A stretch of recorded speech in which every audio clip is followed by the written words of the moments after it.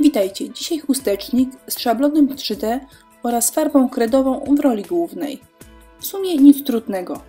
Niestety nie mogłam się oprzeć i dorzuciłam jeszcze mały transferek. Jeżeli taki chustecznik Wam się podoba, zapraszam na film. Najpopularniejszy chustecznik, ale bardzo użyteczny.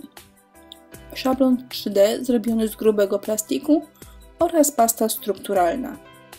Na razie trudność na poziomie 0. Po prostu szpatułką nakładamy pastę na szablon. Kto chce, ten się stara. Komu się nie chce, może być brzydko i nierówno, ponieważ i tak to zeszlifujemy. Podnosimy, paluchem ocieramy co jest niepotrzebne, suszymy i przystępujemy do ozdabiania pozostałej części. A przy okazji, jeżeli macie porządną pastę strukturalną, to nie trzeba powierzchni niczym gruntować. Po wyschnięciu taka pasta staje się bardzo twarda i trwała. Bardzo trudno jest zniszczyć takie reliefy podczas codziennego użytkowania przedmiotu. A teraz farba kredowa. Na początek biel vintage, czyli mówiąc po ludzku, stary, zszarzały biały. Pomalowałam całość i zużyłam 1/4 farbki. Pudełko niemałe, reliefów było sporo, więc uważam, że farba jest wydajna. Po wysuszeniu nakładam farbę w drugim kolorze. Błękitny vintage, czyli błękitna z kroplą szarości. Pomalowane, wysuszone i przechodzimy do szlifowania. Możemy teraz zobaczyć główną różnicę między farbą akrylową i farbą kredową. Nie używałam świecy, a efekt szlifowania jest naprawdę fajny. Dodam jeszcze, że ta farba jest aksamitna w dotyku i przepięknie matowa. Można ją zabezpieczyć woskiem bądź lakierem. Wybrałam lakier matowy.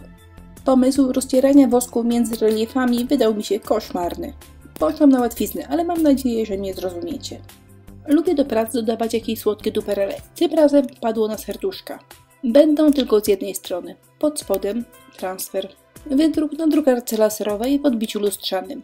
Wycinam i przykleję za pomocą preparatu transfer żel z Tamperii. Nic trudnego, zawsze wychodzi. Smarujemy miejsce pod transferem oraz awers obrazka. Przyklejamy, dociskamy, suszymy i już za nami 50% sukcesu. Jeżeli preparatu daliście od serca, czyli dużo, nadmiar należy zetrzeć chusteczką. Suszymy i zaczynamy kulanie. Kulać trzeba 2, a najlepiej 3 razy. Chodzi o to, żeby całkowicie pozbyć się papieru. Ostatecznie ma nam zostać cieniutka błonka z preparatu, a w niej utrwalony nasz napis. Jeżeli mimo wszystko komuś się nie uda, to warto napis lekko zaszlifować, zamalować i zacząć transferek od początku. Żaden wstyd, każdemu się może zdarzyć, a jak wiadomo, tylko trening czyni mistrza. Po pierwszym kulaniu i oczyszczeniu napis zazwyczaj wygląda dobrze, ale po wyschnięciu jest jak zwykle, czyli widać, że należy kulać drugi raz. Po kulaniu ciągle są widoczne ślady, gdzie kończyła się kartka. Aby to zlikwidować, naszą pracę trzeba kilka razy polakierować. U mnie wystarczyły 4 cienkie warstwy lakieru. Zobaczcie, naprawdę nie jest źle.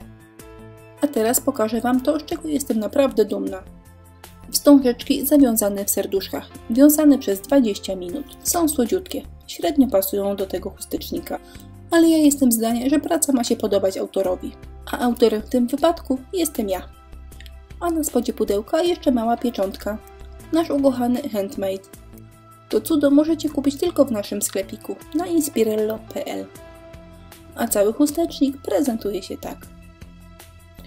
Farbę z reliefów można zetrzeć do końca, wtedy będą w 100% białe.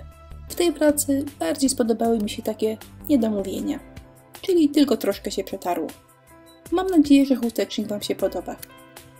Dziękuję za uwagę i jak zwykle zapraszam na inspirello.pl.